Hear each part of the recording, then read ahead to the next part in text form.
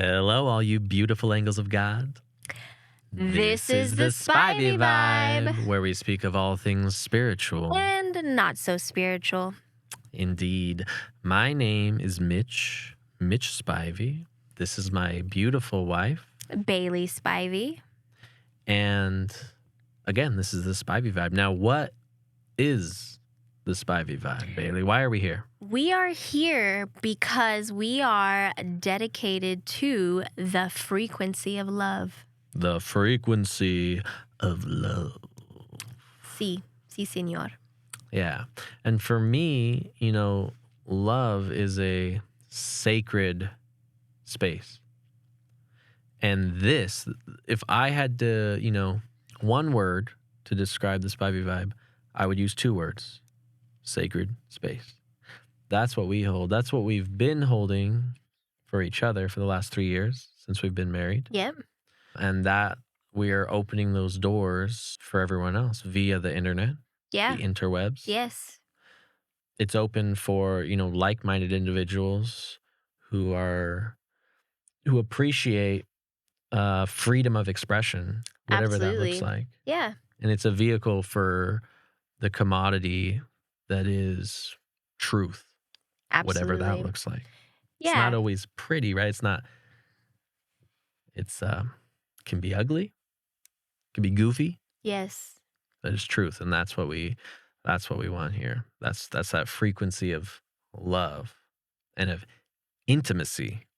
I think when I think sacred space, Connection. yeah, connection. Yeah. Whether that is remotely through the interweb, right? Yeah. Or physically in this space. It's about connection. Hell yeah. Yes. Yeah. Intimacy, it's not just something between two people. I feel like we have this, my four and no more. Like, Yeah. my little close-knit family, we're fenced up.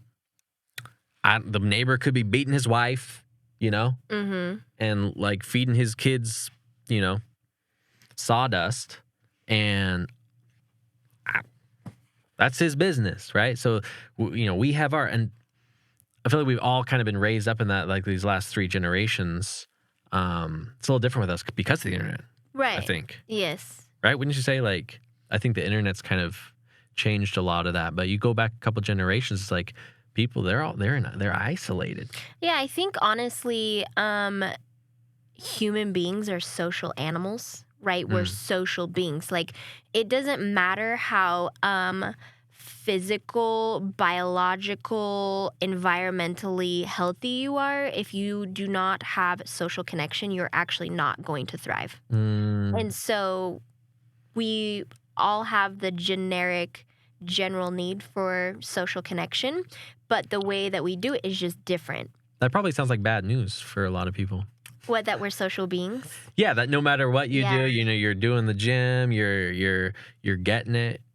But if you don't have that social connection, Yeah. and here's the thing, what's your standard for social connection? Right. What's your standard of intimacy? Because a lot of people, they've known people, I would say like in the church environment, work environment, people have known each other for a long time. But if you dig deep with some of these relationships, you find there's not much to dig, actually. They're not as deep as they may appear to be. You mean like the robustness of the connection between two people? Yeah. Yeah. Right? Because there's pleasantries, there's small talk, there's ritual and tradition in coming together. Mm-hmm. Whether it's one of the two I mentioned, the work or the church. Don't know where I'm going with that sentence, but Yeah. So help me. Save me. Yeah. The way that I kind of see it is, it's like we inherently know that we have social needs, but it's this piece where it's difficult. It's difficult to be honest about our social needs. Like, you could say like, oh, I'm introverted, and so my needs for social are different than an extroverted person. So we all have this specific, we're very like niche. We're very like particular about how our social needs get met. Yeah, and like me, because like you're like the first person ever, but you're like you'll come up and ask me regularly, what are your needs? Like, what? Yes. I'm like, I don't know. Like, and I feel like probably a lot of people in our generation are there Right. where I've been at, where I'm just like, oh, give me a couple weeks to think about it. Yes. Yeah, so I'll just ask you right now, since you brought it up, social needs. Yeah. We all have social needs. So, what are yours? My social needs? Yeah. I feel like I need balance. So I love community. Mm-hmm. I love music. I love anything where it is facilitated for expression and connection. And for everybody that looks different. But like there's times when I know I wanna, like I know that I need to socialize. Like I have like a scratch or an itch to scratch, I guess you could say. But it's like the options for me don't align with what I'm wanting. Yeah. Because like sometimes you do want to be in a group of 3, 4, 5, 10, 20, right? Sometimes you just want to be interacting with one person. I can definitely say yes to that. Yeah. Especially growing up as a kid, I've talked about with you, if I would go to a party or if there was like multiple people, all of a sudden it's like it'd be like way too overwhelming for me. But then I'd get with someone just one on one and it's like I would thrive. I feel like Yeah. I could express myself. I really genuinely would want to hear from them and connect with them. So I found I would always thrive in one-on-ones. Mm-hmm. But when you start adding multiple people, and it would get kind of clunky for me. Yeah. And I had certain relationships where I don't know if tell me if you ever experienced this, but you have a friend, it's a good friend, and you hang out stuff, and then they have a friend that they hang out with apart from you. And then you like go and you're hanging out with both of them, and the one friend's like getting jealous anytime you're like, you know what I mean? Like you can kind of feel like there's like a jealousy, and then there's like a balancing, and it becomes this trifecta where it's like you're all trying to balance being as open and connective with each person equally, but it's like for me, I would find like I would just be real clunky with it. I wasn't purposely trying to like. Because like make anyone feel like left out or whatever. I really feel like human beings are very territorial. Like if you feel that connection with that person is intrinsic to your character and fills your needs, then like if someone comes along, our scarcity mindset kicks in real quick, and you're like, but do you have enough time to love me? Situation. But yeah. Yeah, the scarcity mindset. Yeah, the scarcity mindset. So I'll ask you a question. Do you believe that your social needs can be met through social media online? Oh, through social media? No.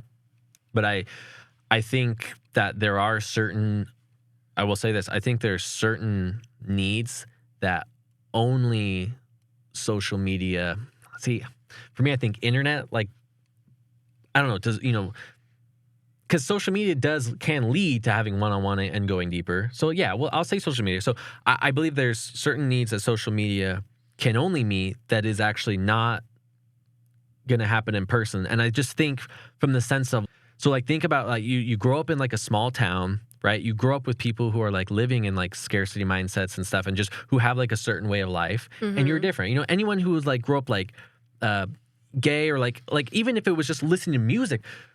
Like me listening to metal, right? When I was around in these smaller towns, I was like such an oddball out because I'm not listening to country, I'm listening to metal, and all of a sudden it's like people aren't understanding me. I feel misunderstood, and then I'm just kind of like, or like again, church, right? Growing up in church, it's like it's all about this herd mentality and this, because we are social beings, and this group think, you become kind of you share beliefs with everyone else, and there's a lot of power in that, but if you're, God forbid, you're an individual in one of those groups, especially growing up, you become kind of outcasted in many ways, because people, especially in those environments, they don't know what to do with an individual other than like the leader, right? Yeah.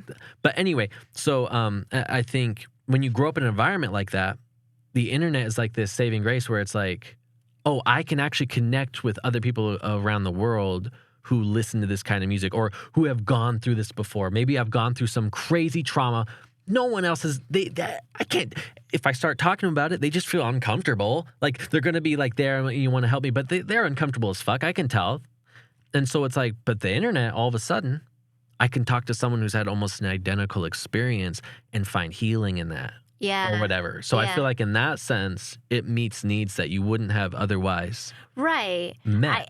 So my perspective on this is like, as you're talking about this, like social media, like the digital connection is not a swap for in-person connection. So like social media is an extension. It's a tool of the beauty of social connection. Right. It's not like, oh, digital connection is so accessible and fun and everything, and it can replace an in-person connection. I don't think it's an offshoot, not a replacement. Yeah, exactly. It's an offshoot. And so when I think about social media, I think about kind of like what you were saying, where it is an inspiration for your individuality. Right? Where the people in your immediate environment may not mirror back to you the ways that you want to grow and explore yourself and design the life you want to live. And so to see someone else in Los Angeles, like Chicago, Turkey, the country, you know what I mean? Like living the life that you are like, you aspire to. And then you're like, oh, I like the way that they do life that way. The way they wear their clothes, the way they cook their food, whatever, blah, blah, blah, blah. And so I think about that piece of thing of social media being inspirational, but also we grew up with the internet, and I love YouTube. And I feel like YouTube intellectually stimulates me and makes my quality of life better. So YouTube is king of social media. And so like that's why we're doing the Spivey Vibe, is because we want to contribute to that stimulation that gives people tools and frameworks and ideas to grow and discover more of who they are. Yeah. Yeah. Amen. And we want to express ourselves as creators and not just consumers. Yeah. You know? Yes. And then that's where I feel like you enter in the cycle of not consumption, because consumption is almost, it's just like consumption and then depletion, consumption, depletion, and it's a never-ending hole. It's like the never-ending abyss. Whereas I feel that our true nature is the cycle of creation, receiving, right? Give, receive, and that's. I like that you say that. That's how we can enjoy it more. Yeah, this giving and receiving, because that is what social connection is. I was listening to a really good podcast a long time ago, and friendship, a continual friendship, is this weird dynamic of being indebted to each other. I give to you, you receive, and then I feel out of that place of like appreciation for you, that indebtedness to give back to you. So depending on that relationship, it can feel like a friendship can feel like burdensome, or you have enough like distance that you're like, we're good. I feel connected to them, even though like I'm not able to give back to them in this time frame or whatever, but like we're going to connect in 3 months, 2 weeks, and like we'll continue that cycle of give and take. Right? Another thing I feel like with social media is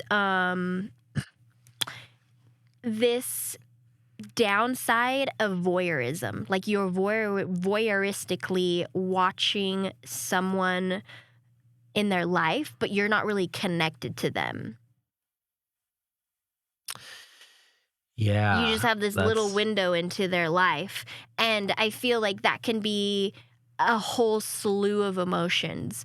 But I feel like I am stepping into this new season of social media where if I meet someone in person, you usually exchange socials before you exchange phone numbers, right? Because like your phone number is kind of like sacred. It's like still like there's this piece of like you can exchange socials to like keep each other in the circle, but like it isn't until you like share other ways of connection that it goes deeper.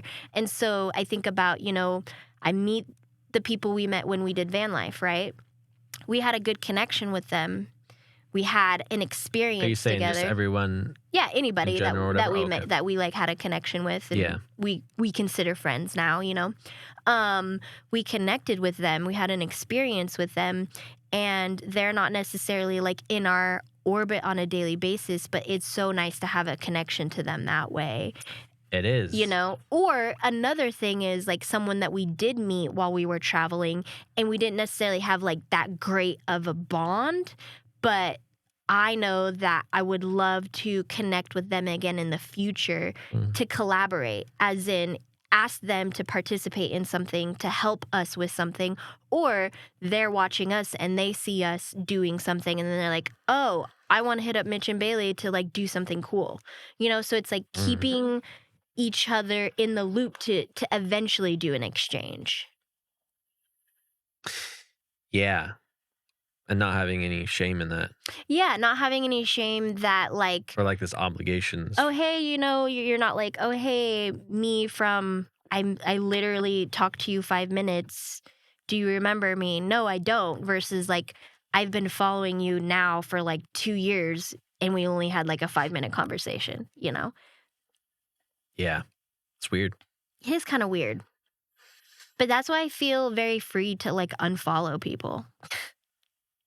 There's a lot of freedom on that. isn't Yeah, there? I really enjoy like not feeling the connection. Boom. What about blocking? Have you ever blocked anybody? Not really. I'm trying to think, like probably exes. Okay. I blocked exes, and there was this one chick that worked for my mom, and my mom like As a shared. barista when she had Yeah. She like my mom had shared with her that I was going to do something. Like I was like going to a concert or whatever. And like this girl like went off and like told my business. And I just was like, who are you to be telling my business? What was your business? Just like that I was going to a concert and Wait, she meeting up told with your certain mom? people. No. Oh, she was just like to other people, or she was gossiping or whatever. Yeah. And I just was like, why are you making my life more difficult? Like you don't get to have access to me if you're gonna make my life more difficult. Yeah. You know? Yeah, having access to Drama. someone is a sacred thing. Yeah. And I'm in this season of my life where I do want to be more accessible to people. Yeah. Yeah, I feel like we're coming out of a season of making ourselves less accessible, so that you know what I've been calling our cocooning period, where we're getting prepared for the next few seasons and beyond of life. You know, building our business, growing as individuals, really a lot of spiritual deaths and rebirths where we come out 10 fucking million times stronger than we were last season. Absolutely. Been a lot of that. Yeah, and I'm really happy to be able to share certain ways that we have found success in being accessible and unaccessible, you know, because that's really hard for a lot of people, of like how to gauge when to do that and how to like say that you want to connect with someone or say like now is not a good time, you know? Yeah. Have you learned anything reading? That's a great question. So I have felt a lot of inspiration about, once again, the deep coaching book, Yeah. A Shift in Being, and it was talking about heart knowledge, which is very much a biblical theme, you know. Yeah. Not trying to intellectually engage with something, but from a place of knowing, right? The yada. Yeah. And helping people get to their place of yada with God. But also you making it a priority to get to yada. And that's where the coaching happens. Because at the end of the day, everyone has their intuitive internal compass that is guiding them. And it's not up to you to necessarily come up with systems for them or give them advice. It has to come from them. You know, that's where like the real shit happens. Not like me teaching you how to use a journal or coming up with a banger schedule or a morning flow Yeah. or Okay. whatever. It comes from you, me helping you establish your why, the why you want to do it, the why you're not doing it, and like the need Mm. comes from you, right? Your Yeah. connection with God, the digital download from heaven. Your wish. Your wish. Your little light. Yeah. This little light of mine. I'm gonna let it shine. This little light of mine. I'm gonna let it shine. Let it shine. Yeah. That's Yeah. good. Yeah. And so also just in terms of things of like in that book, the holding space for someone else. Mm-hmm. And sometimes thinking about doing something for someone else is easier than doing it for yourself. So I'm reminded, if I'm not able to feel grounded in my body to let the emotions pass through me, Mm-hmm. then I bring those that charge and that tension to the space that I'm supposed to be holding for someone else. Yeah. So I'm going in to help someone, but I haven't cleared myself out or got grounded enough. So I'm like, oh, hey, I have this open room for you, but It's full of this garbage. yeah, it's full of my full of fucking demons. emotional baggage. And I'm Yeah. not saying you have to literally be like a saint, clean slate every time you engage with someone. No. Because we But- all have mix of light and dark. That's what makes you human. Yeah. But you want to, as much as you can, dissociate from your own, once again, like things that are happening enough to be present for someone else. And if you are like super wrapped up in it, just like being able to be honest that like, hey, like whether you notice it or not, like I'm going through this thing today Mm. or whatever. Like I have a flat tire. Or whatever, like my cell phone reception got canceled and I'm irritated. I don't know, you know what I mean? Like being able to be honest with the person that you're about to serve, that you're like, hey, I'm coming in this state of being, and it has literally nothing to do with you. Mm. Yeah, just being honest, Yeah. even that's, Yeah, because you are a very empathic person yeah. and you would like totally pick up on it. And what most people do is like, what did I do? Right. What did I do? Right? You always think that you're the reason why someone's upset. Right, because of the self-centeredness. Yeah, we're selfish. We always, it's, you know. Yeah. What about you? You've been listening to a lot of good shit. Oh, my. Have you been reading or you just been listening? Listening. Yeah. Yeah, Neville Goddard. Neville Goddard. Such a weird name. It's like I know. like when I see that one or the other one from the Serenity Prayer, what's his like Reinhold Nietzschepo. Oh, yeah. He's got a No weird name, and I was clue. like, I bet he's like Indian, and then you find out like he's just like like your average European. Yeah, just an average white American. I don't think Wait. he's Oh, I English. was like, oh, okay. Well, yeah. Neville Goddard. Neville sounds British. Yeah. What's the one? Oh, your faith is your fortune. Your faith is your fortune. And there was another one very similar, but as I'm listening, I'm like, it's just like the next layer of that, 777 layers of metaphor and allegory in each verse of the Bible, and he's just on that next layer. Mm. It's like digging into just a rich chocolate cake, you know what I mean? And it's like, Ooh, that's making me hungry. I've never thought about that in that way, and That's tasty. yeah, That's an experience. yeah, and God inside mindedness. Yeah, So- savor that. I noticed that when just you listening to it as I was moving through the house, very, very strong on God's inside mindedness. Oh yeah, And like and clear, practical, very- simple, yes, very clear, practical, backed up each time by simple. Scripture. And when you listen to it, you question it, but like at the end of the day, you're like, that makes sense. That makes way more sense than this Sky Daddy Yeah.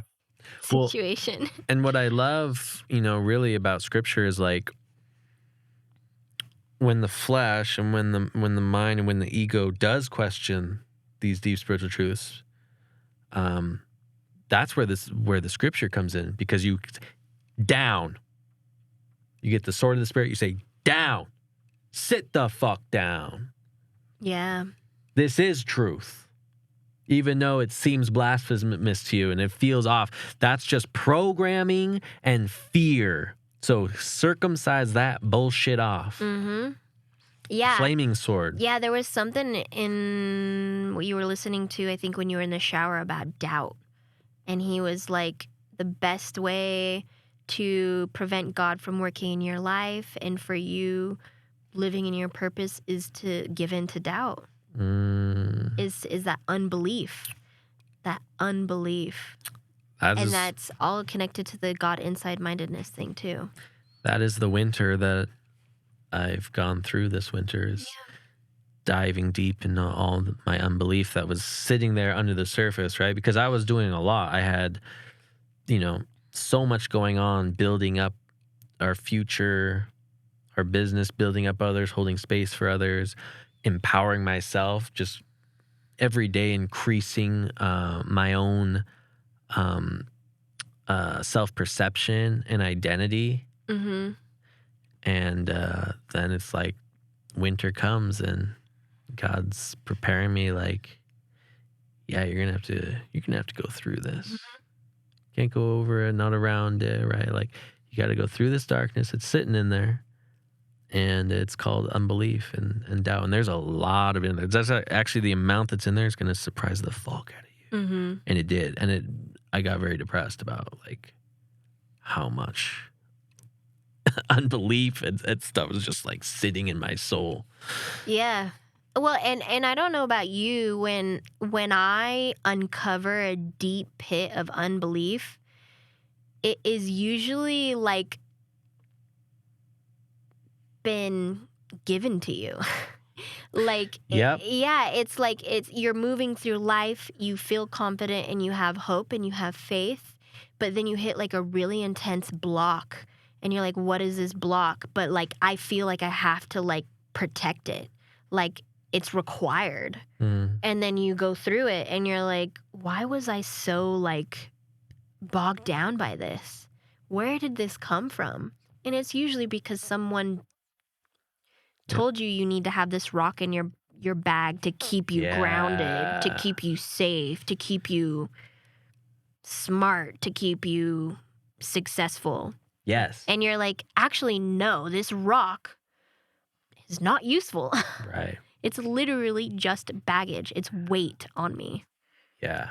Yeah. It's garbage. And you don't even know really, sometimes you do, who the person is or what the situation was that you gained that rock.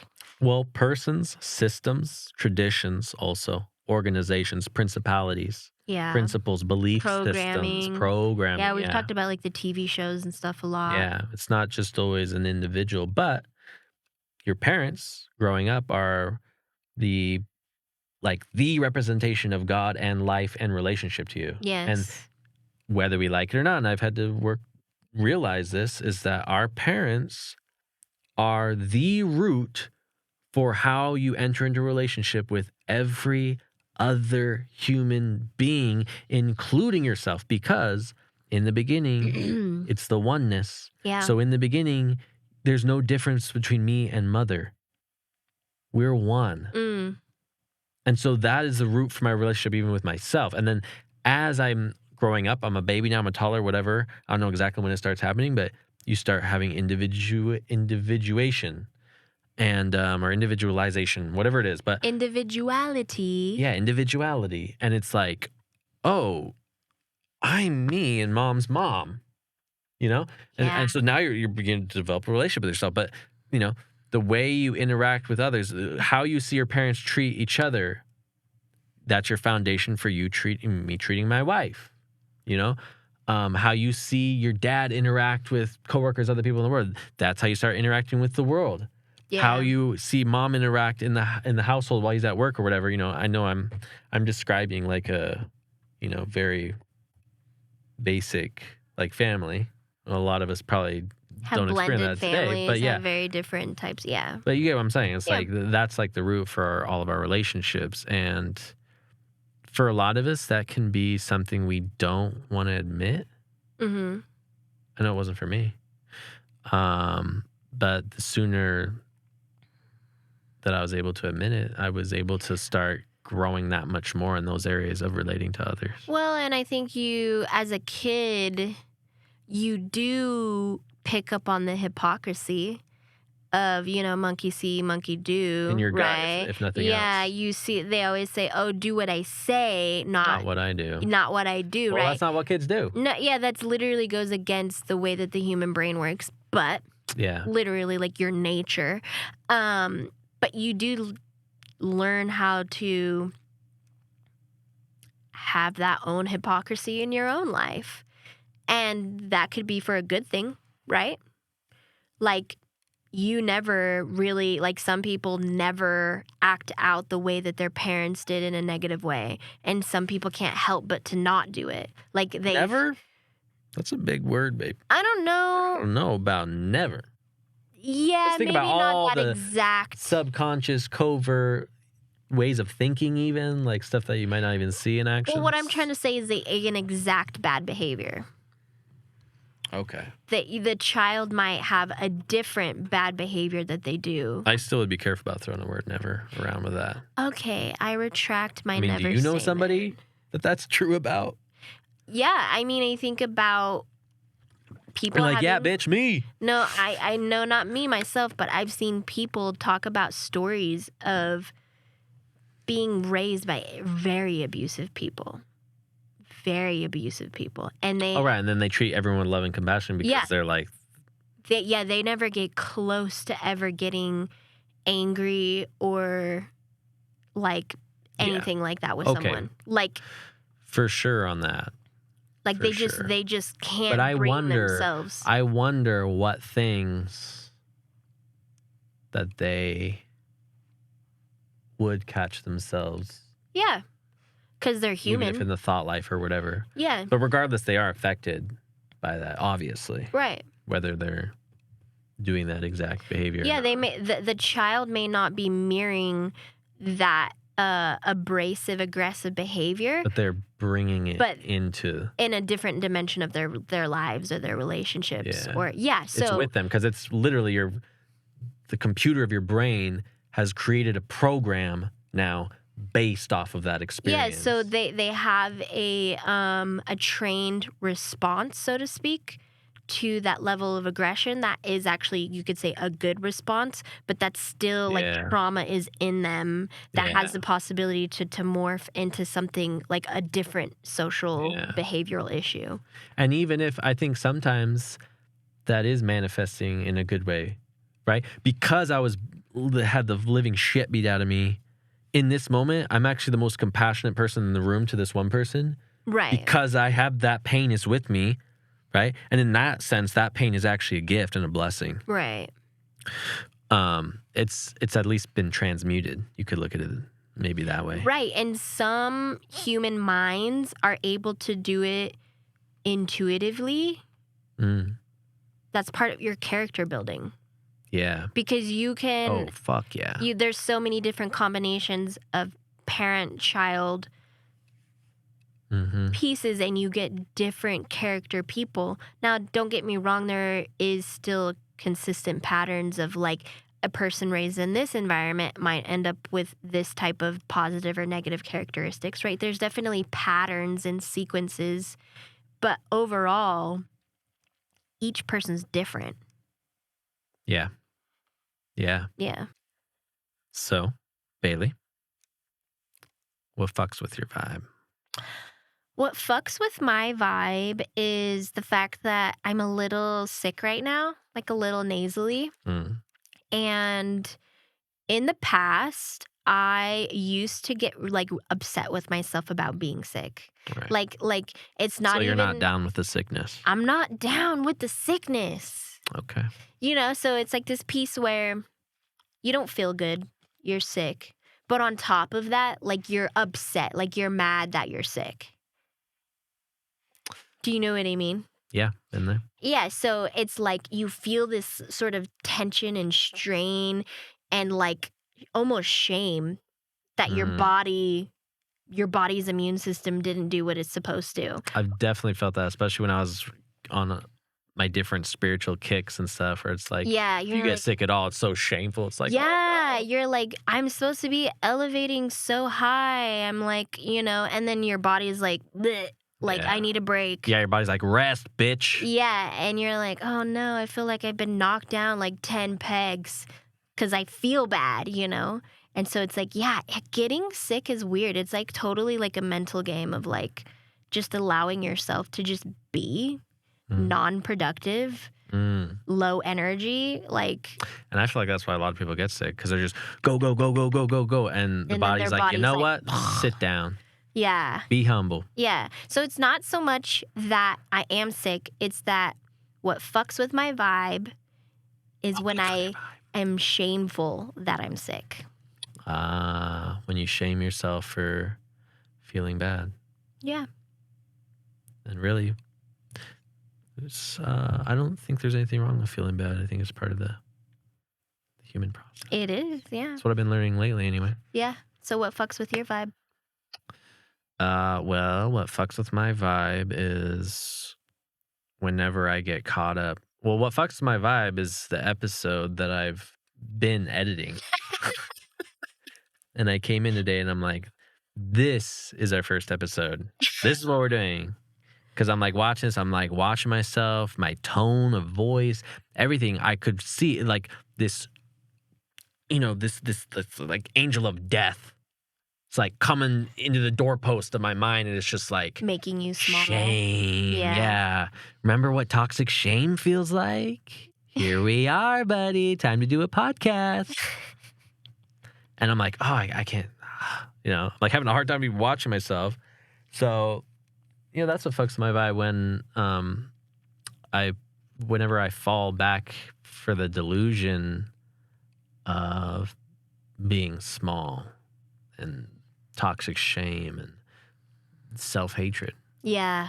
And I'm happy that, I can totally catch it and identify it easily today. Like, it's like, whoa, this is off. Yeah. Because I used to just live in it. Mm-hmm. So now it's like right away the alarm systems are like, whoa, whoa, whoa. Wow, wow, wow. So it's what fucks with my vibe. Now, what elevates your vibe? What elevates my vibe is music. Yeah. There's something really special about not over intellectualizing your experience, the thoughts you're having, the experiences you're having, and just being able to listen to music and be consumed by something other than your own worries, desires, whatever. Damn, that's a really good way of describing that.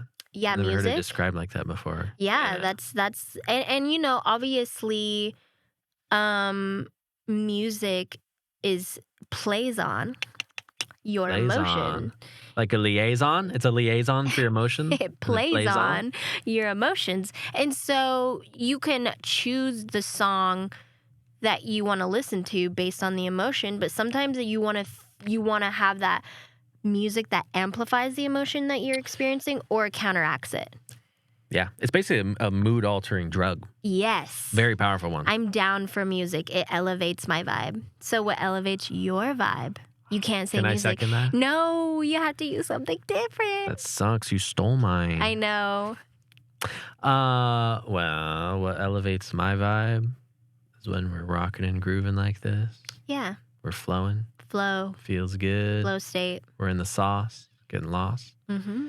Getting lost in the boss's sauce. I like it. That's what I'm all about. I like it. That's what elevates my vibe. Outro time. Outro. And the outro is, if you jive with the vibe, like, comment, and subscribe. That's all. Thanks, guys. Thanks.